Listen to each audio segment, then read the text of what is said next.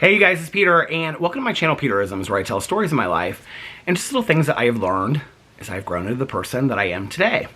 And I wanted to do a little bit more of a different video, I wanted to do a different video over here today. I wanted to do a video sharing something that was a very important lesson for me to learn in my life, but something that's kind of like a small lesson that I don't think that is something that we think about a lot, and I learned about it in kind of a strange way, and it's something that I still think about on a regular basis, and you know, I actually learned about it through several people. So I want to talk about safe places today. When I was growing up and in this condo where my mom used to live, one of the things that my mom had as a rule, she had this rule, was that she didn't allow a lot of negativity in her house. This actually was something that happened more so after she got sober. But if people used oppressive language or said negative things or were cruel to people in her house or said something mean-spirited, even if it was like kind of a negative gossipy tone, she would say, I don't allow that in my house. And it wasn't just out of protection of those people or those things which she felt very strongly about. It was also the fact that she just didn't like, my mother was a person that was very religious. She had strong religious beliefs, but she also believed in energy and the power of positive and negative energy and things like that. And she just believed that if you spoke negatively or allowed negative energy around you, then not in kind of like a karmic way, but then you would create negativity around you as well, and you would wear that on you, and you would kind of like go through life with like this negative spirit around you, so to speak, right? And so she didn't like anybody in her house speaking negatively, using offensive, oppressive language, things like that, because she didn't want that in her house. She didn't want that energy in her house. And it was also something that she stood by, you know.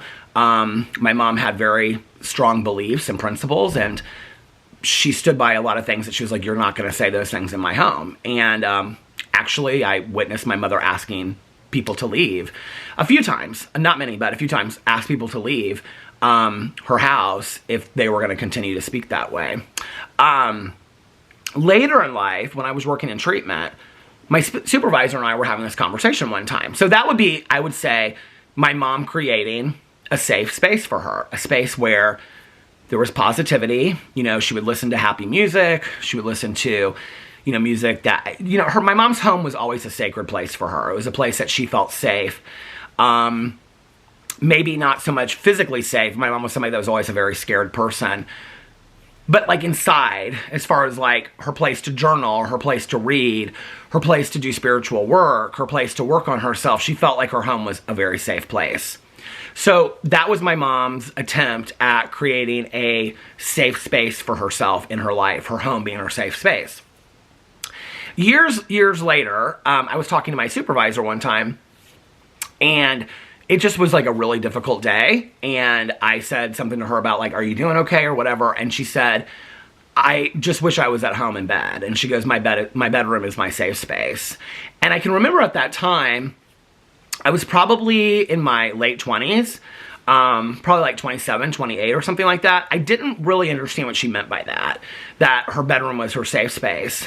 And I said something to her, I was like, what do you mean by that? And she was like, you know, she was like, my bedroom is the space where, you know, at the end of the day, my husband and I are there and we, you know, share what's going on in our life. And it's where I wake up in the morning, and it's where I, you know, do my prayers, and it's where I feel the most comfortable, and it's where I feel the safest. Like, I don't feel like any like negative stuff can get me or whatever. She's like, my bedroom is my safe space. She's like, I don't do any work in the bedroom. We don't fight in the bedroom, you know, things like that. Like, that's very sacred to me. And I remember that. It's like, through my life, things that people have said to me, no matter how, you know, like when people talk about like getting the goosies on TV shows or whatever, there are moments in my life where I've had people say to me things, no matter how small or how large they are, where I've gotten the goosies.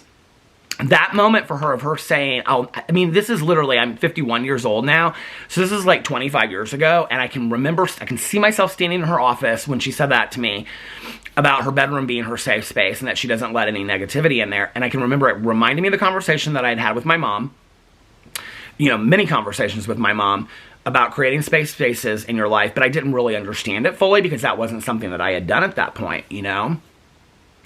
Flash forward all these years later, having gone through therapy, having gone through marriage counseling and things like that, I know today safe spaces are very, very important to me. I have to create safe spaces. I have to have boundaries around my safe spaces. And I have to make sure that I assure those safe spaces stay in place. We talk a lot about taking care of ourselves and our mental health and our well-being and things like that. And this is one of the things I think has been the most important to me. I think my two places in my home that are my safe spaces are my front porch, where I feel very content out there. I think it's one of the reasons why late at night when I'm drinking a Diet Coke and I'm making videos, I feel in my most element. I think it's why when I vlog, I feel so comfortable on the front porch vlogging. You know, sometimes like yesterday I vlogged inside for a while and I felt off, like it just felt different to me. But when I'm sitting in my front porch, or when I'm sitting in my front porch in my chair and I'm vlogging, I feel very comfortable just to like share stories of my life and things like that. Well, hey, Boo Radley, it's made a little appearance. So my front porch is one of those places. It's one of the places, I think it's also because physically I feel a little guarded because I'm kind of hidden up there. It's where I talk to my neighbors. It's where I put my plants, my candles. It is a very relaxing place for me. The other place is our bedroom, which is why I'm filming this up here today. You know, years ago, when Alex and I first got together, we've been together over 12 years, we've been married, and we've been together over 15 years, which is a long time, you know? And when we first got together, I can remember just like screaming at the top of our lungs when we would fight. I can't even remember the last time that we yelled at each other in an argument. We still disagree and have arguments today. We don't ever let it go to that place, ever. And I can remember us back in the day screaming and yelling at each other. And in fact, I even talked about this in a video that I did about grieving pets the other day on my Peter Does Stuff channel, because, he's looking for his new lady. He got a new lady down here. This is his new Christmas lady. We tried to come up with the perfect name for her, and he said, he goes, well, she kind of reminds me of Mrs. Claus, so I'm just going to call her Mrs. So her name is Mrs. But anyway, and then this was Tucker's favorite lady, so we've been putting them next to each other. See, Tucker, like, chewed right through her paw because he loved her so much. But anyway, I said in that video that the dogs, like when we would argue, they were very in tune with our arguments. They were very quick to realize like something's going on with the dads and, you know, with our dads. And sometimes they would go downstairs. Sometimes they would stay here, but they would like go to one of us or the other. Like they didn't really understand what was going on, which was when we decided we're not arguing around the dogs anymore. Well, in marriage counseling, one of the things that we decided was this is a safe place for both of us. This is a safe place for our union. It's a safe place for our marriage. So at the end of the day, we always kiss each other goodnight. We always say goodnight to each other. You know, we always check in with each other. How was your day? We talk a lot in here. You know, Alex plays his game and looks at his TikToks, and I snuggle up next to him with Boo Radley in the middle and stuff like that. And then, you know, in the morning, Alex always kisses me goodbye before he leaves. If we have a disagreement or if there's something that we need to talk about, we never do it in the bedroom. That's an agreement we've made. This is our safe space. We do not do it in the bedroom. This is off limits. This has to be a place for both of us to be able to lay our head at the end of the day and relax. We've also learned that not every disagreement is going to be solved in a day. I used to be under the belief that, you know, like I couldn't go to bed until something was fixed. Alex was somebody that could go to bed if something wasn't fixed.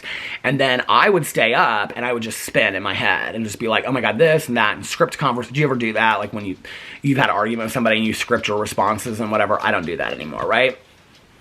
And so today, what I've realized through marriage counseling and things like that is that disagreements or misunderstandings are not necessarily going to be fixed in a day, you know?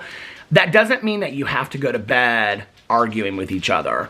You can table it and you can say, you know what, I think we've spoken enough about this today. We're going to take this to counseling, which, I mean, in all honesty, marriage counseling has helped us so much that we don't even have disagreements or arguments today or conversations that even go to the point where we regularly have to take them to therapy. I mean, almost never, right?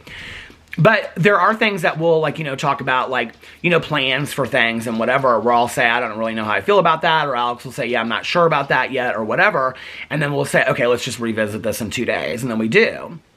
And we kind of hit the pause button, and then we go to sleep. We still say I love you to each other because we still love each other, you know? We still say goodnight to each other, he kisses me in the morning and whatever, and we table it. Those conversations never occur in the bedroom. The bedroom has to be a place of love. It has to be a place of relaxation and rest.